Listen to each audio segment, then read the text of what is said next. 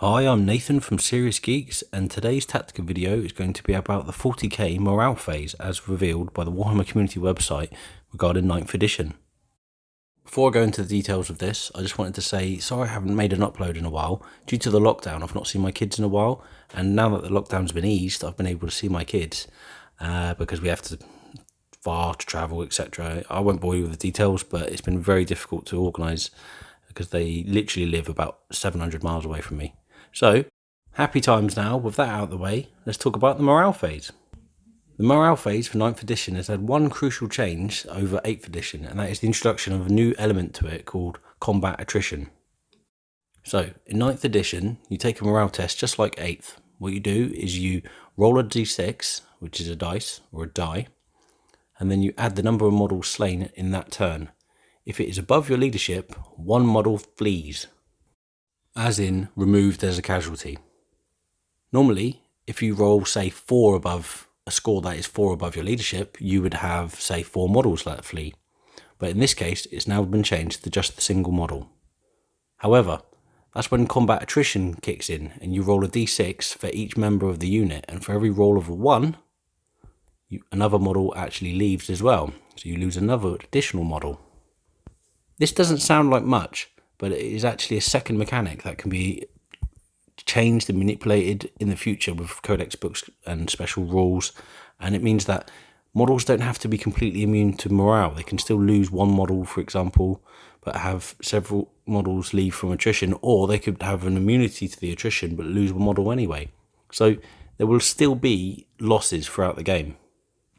Critically, if the unit is below half strength, an additional -1 is added to that combat attrition modifier. Now that is very interesting. It means that instead of losing 1 in 6 models, you lose 1 in 3. And that's very easy. When you roll, say, 6 dice, it's very easy to accidentally skew the results, skew the statistical anomaly, and then actually get, say, 3 models leave. That's 50% of the units that's left. I mean, it's very interesting, this rule. I'll be interested to see how it's affected in 9th and what changes come in. We've heard that Night Lords and Reavers are going to be quite good. I'm pretty sure they're going to have an FAQ to change their morale modifying benefits to actually be something like, say, affecting combat attrition, which I think would actually be better. So what you do is you hit a unit, you make them lose 1 model, and then you say have a -2 because your Reavers within 6 inches or 12 inches, we don't know which way it'll be, it'll probably be 6 inches, and the unit loses another, say, 3 models. It also means that certain abilities that might incur a -1, such as the Warlord trait for a Space Marine army, it might actually be useful. If it affects combat attrition, it might actually start to make a big difference. So it'd be interesting to see which direction we go in with this. I'm very excited to see new units and new ways of playing. I mean, morale was almost dead to me in 8th edition. Most armies were either immune to it or so resistant, it was just impossible. I do have one reservation, and it's purely large units. Large units are going to be more susceptible to morale simply because they can lose more models without being wiped out, and therefore more likely to lose further models in the ensuing morale check. And with blast weapons also affecting large units, this could mean a bit of a problem for these horde models and units. I mean, obscuring terrain will go a long way to protect them, but I think the most competitive armies are going to not number more than 10 models per unit, which is a bit of a shame because you kind of want your Orc boys and your Tyranids to come in at you with units of 20 and 30 as a horde. We'll see what happens. I could be wrong. I mean, we have to see how the whole game is affected.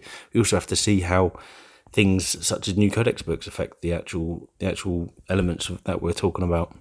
But at the moment, I'm a little bit concerned just because I don't have much confidence in the current rules that will be much different. I mean, the codex books will go forward and will change things, and if the points value of Orc boys are really dropped, or they stay the same, then that could make a big difference considering that everything else is going up. Ultimately, this is a good rules change. Morale needs to do something, and I do have confidence in the 40k design studio.